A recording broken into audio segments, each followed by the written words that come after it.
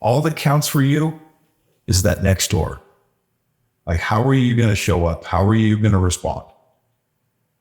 That you can throw anything at somebody who's mentally tough and they're going to respond to get a positive outcome. And that the consistency of your mindset and your attitude is what's going to determine your long-term success. This is the Just Real Quick podcast, where we discuss how to succeed in the world of sales through confidence, discipline, and consistency. Are you ready to be intentional about creating more opportunities that lead to sales? Tune into this episode right now for the latest insights and strategies that will take your sales game to the next level. I'm your host, Jefferson K. Rogers. Welcome back to another episode of Just Real Quick. Jefferson Rogers in the studio today with my guy, Izayah Fawson, the top coordinator in the company last month here at JKR Windows. And today we're going to be discussing some of his tips and tricks, his mindset. What are the things that helped him come in and within his first 2 months become the top coordinator in the company? And also give a little background on the young man. Welcome to the podcast, brother. Thanks for having me. I appreciate it. So within your first 2 months, you become the top coordinator in the company. Really, there was some buzz around your name in your first couple of weeks because you came in hot at our quarter three kickoff. Yeah. You were the top guy at the quarter three kickoff too. Yeah. So, I'm curious because we've got a lot of people in the company, a lot of coordinators, a lot of people that do really well for themselves. And for you to come in at, such an early stage and do this well, I've got a general idea of what produced the results, but I'd love to hear from your perspective on, how did you progress so fast? Yeah, no, that's a great question. What I'd say it comes down to, truthfully, is training. From the start, first day coming in, sit down with Joel, just breaking everything down piece by piece, and then slowly pacing that up until I was initially out on my own. I had a really good mentor, Huntington, taught me a lot too. Amazing. But just the overall training leading up to that, and then just the resources as well. Everyone we could talk to, people we can reach out to constantly if you have any questions. Yeah. All the guys are always willing to help. So you have unlimited resources realistically. That's awesome, bro. Yeah, of course, we're always trying to get better, but it's great to hear that from your perspective. And what was your background before ever getting to JKR Windows? What did you do? I was an athlete. So high school, I played football, got a scholarship, played at Southern Utah University for a few years. Left there, it wasn't really working out for me. And then I started working. I got into blue collar work. Okay. Installed window coverings, ironically. Wow. Okay. Yeah. And was that here locally? No, so it was up in Park City. Oh, okay. Worked up in Park City. Some high-end stuff. Oh, yeah. Park City homes are crazy. Yeah. Worked a lot there. And then after that, I got into woodworking. So, wow. Cabinetry. Did you enjoy doing woodworking? It was fun. I learned a lot. It was very testing because I'd never done anything like that before. But yeah. Just something new. And how long did you do the woodworking? I did woodworking for probably about 3 months. Okay. And that's what you were doing leading up to coming to JKR Windows? Yeah. Was woodworking. Yep. And how much did we pay you last month? Last month, I made close to 20 grand. Was it 20 grand in your second month with the company? Yeah. That's not bad. It's pretty good. Yeah. Not bad. And what were you making with the cabinet company?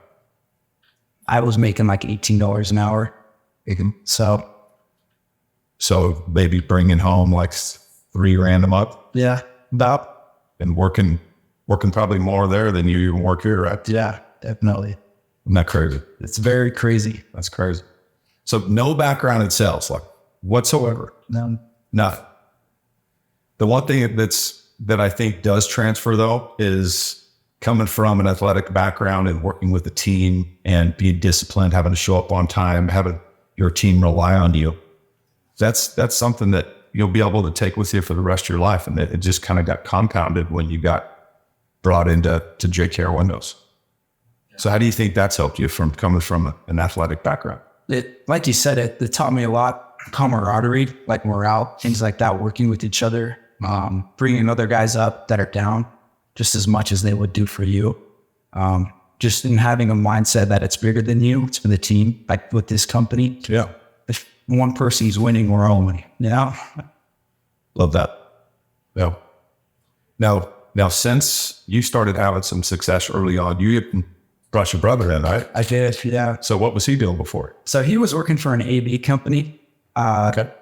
Pretty much his whole life. Doing some new construction stuff. Yeah. So working in new homes down here, AV's not. Yeah. Before that, he's always kind of had construction style work, blue collar work under his belt. That was he older than you? Yeah. He's about a year and a half older. Oh, okay. So you guys are close. Yeah, we're really close. My little brother, I've got 3 little brothers, but the one that's closest to me, we're only a year and a half apart too. Okay. And we grew up, same kind of thing. You know, our dad was a general contractor and a firefighter and just about as blue collar as they come. Yeah. One of the hardest working, most disciplined men that I'd ever met. And he taught us how to work hard. And that was our way to become successful from our perspective when we were young is the harder you work, the more successful you become. The thing is, you got to point it in the right direction because you can work your ass off. Like my dad, he is one of the hardest working dudes I've ever met. So good at what he does. But he was focused on the firefighter angle and being a contractor. And he's done really well for himself. He's got a great house. He's got a great family and wife. But it didn't produce the type of wealth and financial stability if you were to point that same type of work ethic into something that can produce much, much different results. And, I know he did sales and some things that led him to the fire department and construction work. But it was an example to me that I could take all these things that my dad taught.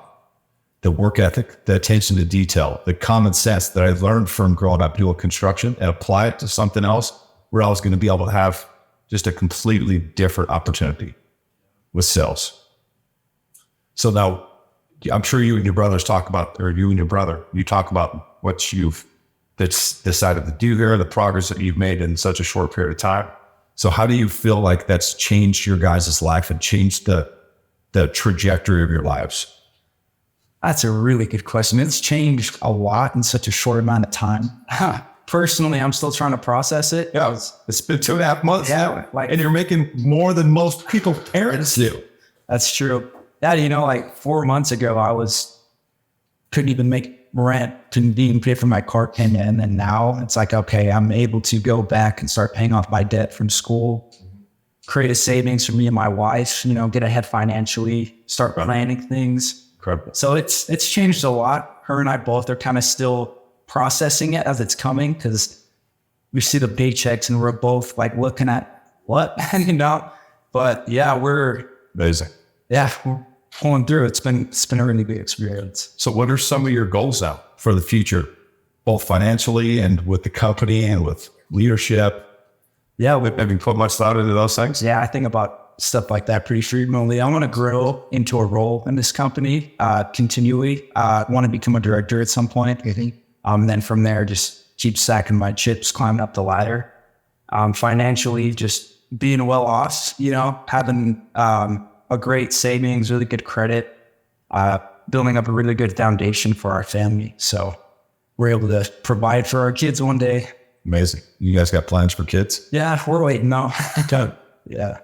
Well, it's good early on to be able to find a way that you can make good money, first of all, and then to be able to have a type of lifestyle where you can enjoy it.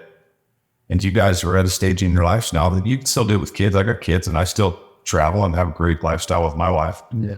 But before I had kids, the one thing that I was missing out on is I was a mechanic and I worked as a framer and a carpenter. And I never really had the means to go and enjoy myself and go travel and go experience life outside of, just being like a partier. Yeah. So there's a lot that could be experienced at a young age while you guys are, young married couple and you've got some money set aside. And there's some smart things that I would suggest that you start thinking about you do with your money, like getting good credit. Put some money aside for, first of all, you have to pay more taxes, more money you make. Yeah. And there's a ton of opportunities for investments in creating wealth for yourself as well. with real estate, and there's like cryptocurrency, and there's all kinds of stuff. Yeah. What are the other ones with like the pictures? Oh, what are those called? I forgot what those are called. I've even invested in some of those. Yeah. They're kind of silly. They don't make a lot of sense to me, but there's potential there. Like it could take a small amount of money that you invested into this thing. Is it an EFT? I think that's what it's called. NFT? Yeah, it's an NFT. NFT. Yeah. That's what it is. Yeah. But there's all kinds of cool stuff that you can do now that you've opened up these possibilities for yourself financially to be able to experience life in a different way than a lot of people get to experience life, and to start from an early age understanding finances and taxes and investing and real estate that can set you up for the rest of your life, bro. Like the goal is not to work your ass off for the rest of your life. It's to put a ton of work, very focused effort early on in your life and develop discipline and habits and skills that can help you earn a very high income, and then set yourself up later on in life to be able to have wealth. Exactly. Yeah. Isn't that cool? Just the prospect of that. It's very cool. It's cool. Because when I was your age, bro, if I would have had the opportunity to make $100,000, this was my mindset. I felt like I would have made it. Like $100,000. I didn't know very many people that made $100,000. My dad was like one of the wealthiest people that I knew. And it was $100,000 was the target. And now once you get to that level and you get to experience it a little bit, and the money that's required to really live a financially free life, $100,000 in 2023 is not that much, man. It's not. And most people that I know that have $100,000, they're still broke. They're still like living paycheck to paycheck. That's not financial freedom. So the discipline that you create right now, this new kind of perspective that you have on your ability to earn income and advance as a communicator and a leader, and to be able to build a team and bring people like your brother in. Yeah. The more people that you could help reach their goals financially and within their careers, the more that you will accomplish throughout your life. Very, very true. Isn't that cool? Yeah. So now, career-wise, financially, what are some of your other goals? Like, what are some of the things that you and your wife talk about that you're excited about, that you have on kind of like the vision board that you guys want to do? A lot. Is there? Yeah, we spent a lot of time talking about stuff like that. Right now, what's good we've been really kind of hitting into is building a house. She's an interior designer, so that's like her dream. For us to build a house. So does she work for a company that does interior design? Yeah. Right. Yeah. That's her passion. She's always done. And it's Kennedy. Yeah. Good job. That's right. But yeah, right now it's building a house. That's something we talk about pretty much every day. That's on that. So do you guys have do you have a vision board, an actual vision board? Yeah, I'm sure she does on her computer. Okay. Like Pinterest, right? Yeah. I'm sure she uses the heck out of that as an interior designer. Yeah. So one of the other things that I could share with you guys may even have something like this already, but me and my wife use this spreadsheet, and we call her lifestyle design. Okay.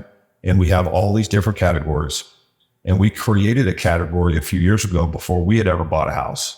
And we started every Sunday we would get together and we would talk about all the non-negotiables that we wanted in our house and all the things that we dreamed of having in a house.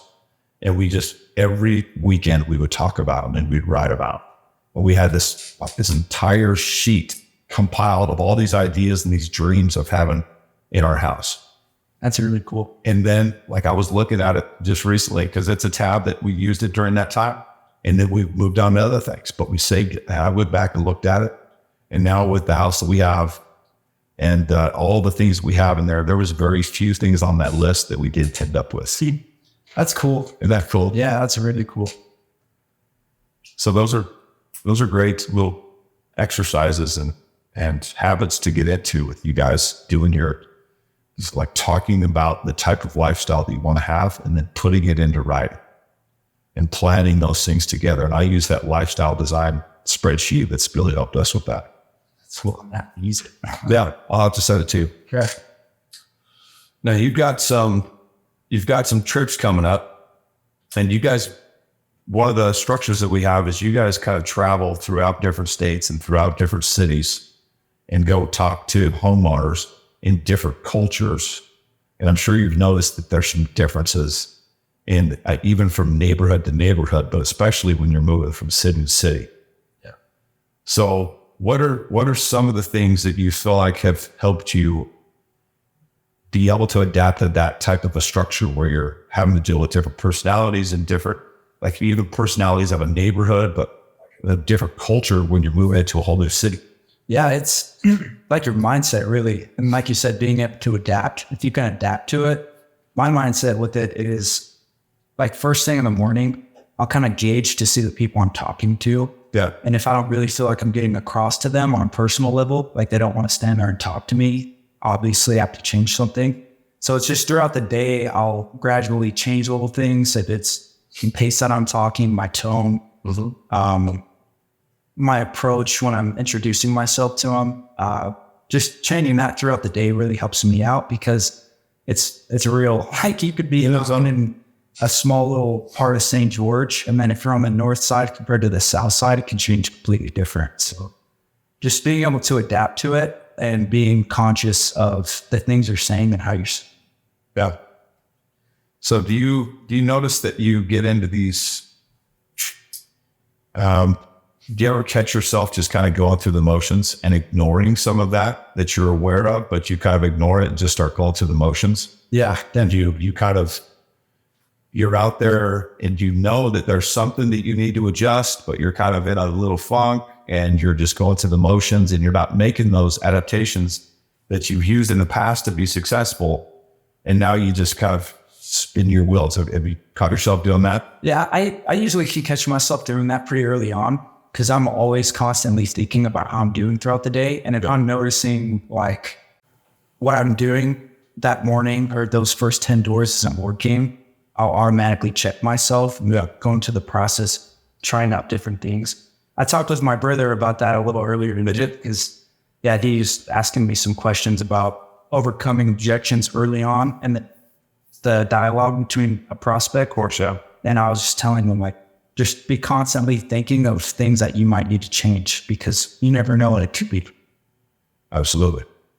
And how do you feel like he's adapting to that? You feel like he does well at it too? Yeah, I think he's really good. I think he's good out there. Yeah, I mean, you guys' numbers are showing for it. And that's why, we bring on one of the top reps each month for the podcast is because, the guys that are trying to figure it out and they're in the middle of the pack, it's not like they aspire to be in the middle of the pack. So, they want to be at the top. And some of the things that separate them from the top are just these little tips and tricks that come sometimes a little bit more naturally to some people to just be a little bit more aware and to pay attention and not just go through the motions and to figure out what's going to work, what's not going to work.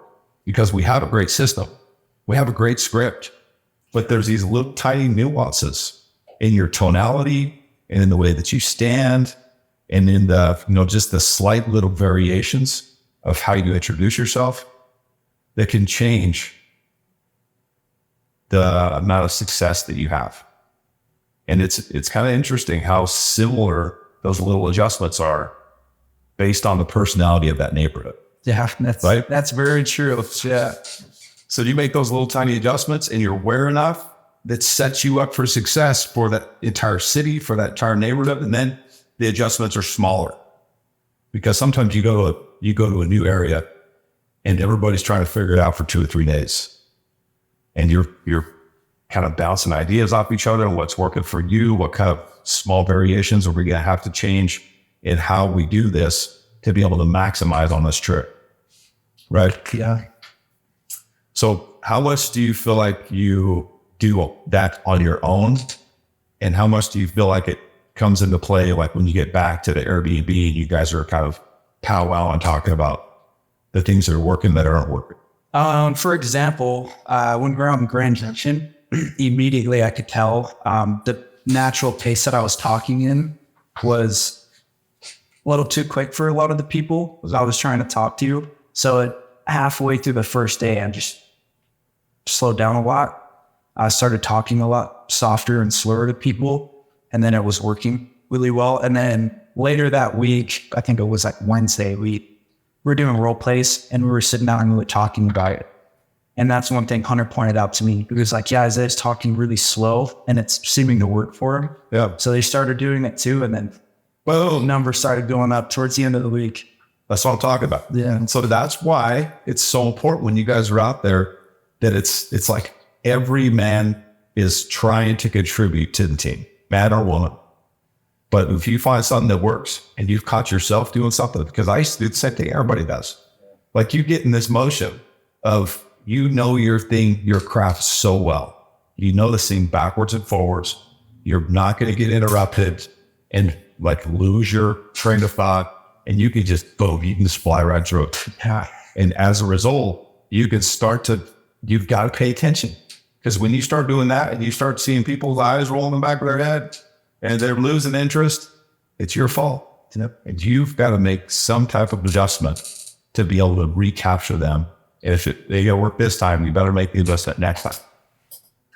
Because if you'll notice, as you start knocking with people and mentoring and coaching, that's one of the primary things that people need advice on. Is they know the script, they've memorized it, but now they've memorized it at such a fast pace that it's hard to be able to convey the message in a way where it's concise. And you've got your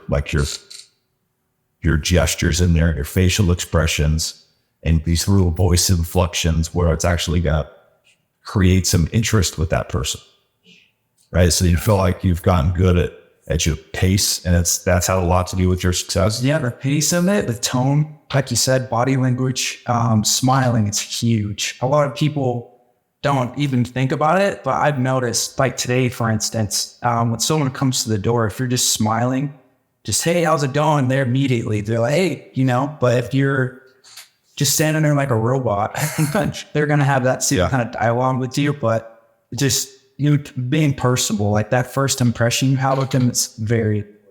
That's amazing. You know, smiling is so powerful. Yeah. That even like in sales, it's extremely powerful. It's effective. It's going to bring down people's walls and start just with the very first glance at you. That's your first impression. And even like, I do it everywhere I go. I just love smiling and you know, you'll notice like I was just doing this the other day. I can't remember where I was at, but we were standing in a parking lot and I was talking to this group of people. And this random lady just gets out of her car and walking through the parking lot, like storming inside with a scowl on her face. And I just turned around with a smile on my face and just glanced at her for 1 second, and her whole demeanor changed. Like she saw me smiling, and she smiled, and she's just like, like, oh, was he smiling at me? Yeah. The way things changed, her whole demeanor. It was so funny. Yeah. And it's just an example of how powerful smiles are in every single type of interaction, even outside of sales, to just have as a habit and as part of what you do on a day-to-day basis. So you don't have to fake anything. When you show up to somebody's house, you are happy to be there. You enjoy what you do. And you know that every single little gesture, every little movement that you make is making an impression on that person. Yeah, that's very true. And that smile is the first thing they see. Like, they've never heard your voice. They don't know what you're about to say, but they know that because of the way you looked and that smile that you have, that there's something about this person that I think I just might like. Yeah. Right, Jeff? Okay. Now, there's a lot of contributing factors to somebody being able to come in here and to see early success outside of just following the system and the training. That's great. Like we know that we have a system that works, but for you to go from never doing sales before to being the top rep in the company, there are some things that people can learn from that they can apply to their own situation outside of just those base level factors. So I imagine that you learned the script really fast. Yeah. And that you still use it very closely, right? Yep. And you use the serial, so we're getting some recordings from it. Yeah. Yeah. So now outside of the script and the training and some of the mindset stuff that we talked about, the discipline that you've got in the firm athletic background, what else do you think are the things that somebody listening could benefit from that's going to help them go from middle of the pack and they're trying to figure it out to being able to be in the top 3? I would say for me, what my mindset is every day is it's easy to not, I guess, get any sets really throughout the day. It's easy to not get any sets in a day, and then your morale drop. A day could go by, 2 days goes by, maybe you have a rough day, people slamming doors in your face. It's really easy to let that affect you. But one thing I think about every day is the fact that what happened at the last door or whatever happened yesterday, whatever happened last week, last month, whatever, it doesn't matter, because what's going to happen this next door tomorrow, that's more important. It doesn't really matter if it was a great day or an awful day, like not letting that affect you so much so you're not, jumping up and down so heavily. Absolutely. So just consistency with the mindset, consistency with your attitude, and just being positive, I guess. Yeah. I mean, it has a lot to do with it because you can do everything else right. Like you can follow the process, you can learn the script, you can work the hours, but if you don't have your mindset right, if you don't reset after every single door and just have a short memory on all that negative stuff that happens to us out there, because there's a lot of rejection in door to door. There's a reason why we get paid so much, because there's not very many people that can handle the pressure and the rejection of sales. Otherwise, we wouldn't get paid all that much. Yeah, that's true. Because if you compare it to your cabinet job, like anybody can go get a job at a cabinet shop. And it doesn't take a whole lot to do it. It's not all that mentally challenging. It might be a little bit physically challenging, but you just do the same things over and over and over. You don't have to really talk to very many people. But when you get into sales, if you truly want to change your life and have an opportunity to make a high income, even from an early age, how old are you? I'm 21. 21 years old. Yeah. I was an absolute shit show at 21 years old. I was making, minimum wages for a contractor job.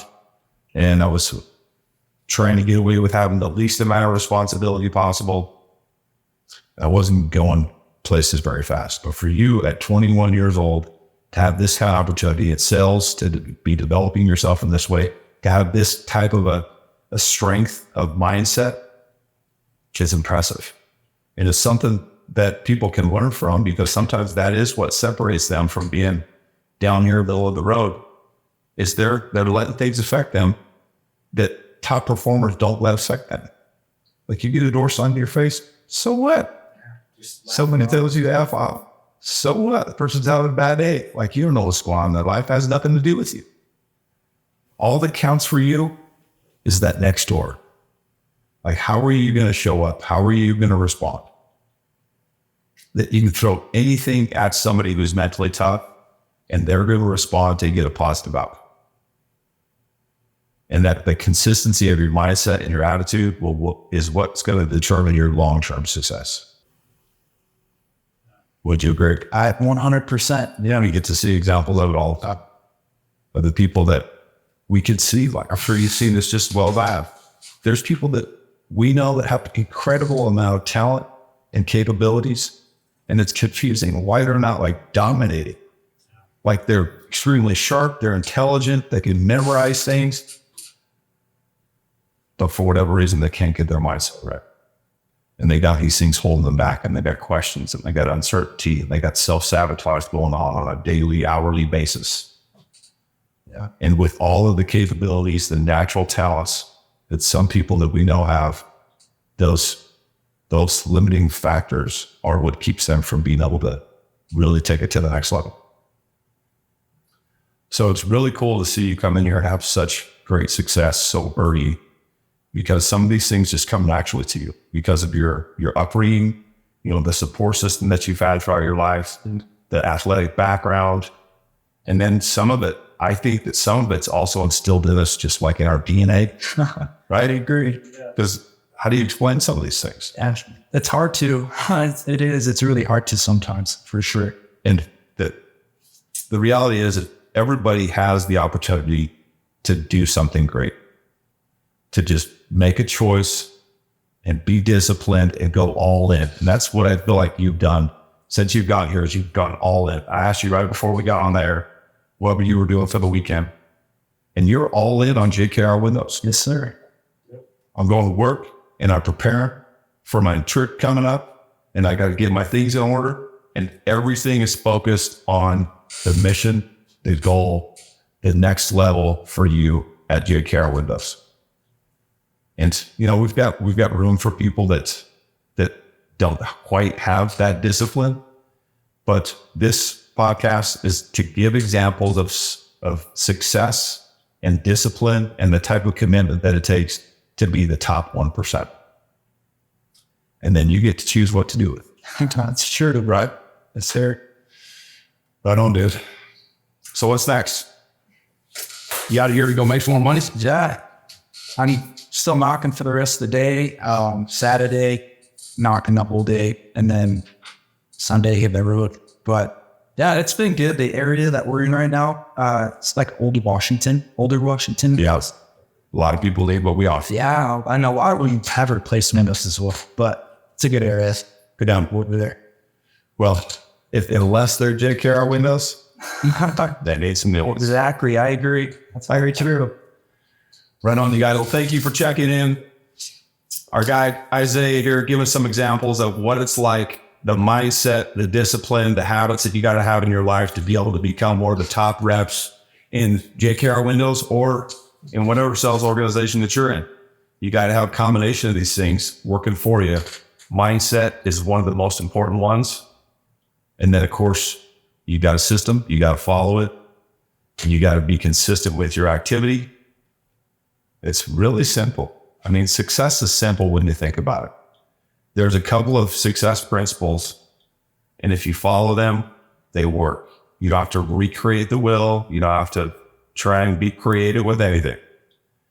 You just follow the system, study the people who have had success, and emulate the types of things that they do. And Izayah is a great example of that. So listen, you guys, every single week, we're going to be coming back with more episodes of Just Real Quick, stories from gentlemen like Izayah and leaders within the company. We've got some guests coming in from outside the company for leadership, communication, sales, objections. Keep coming back every week for more to Just Real Quick. And if you haven't already, like and subscribe to the podcast. Share it with somebody who you think needs to hear this. And until next time, thanks for checking in.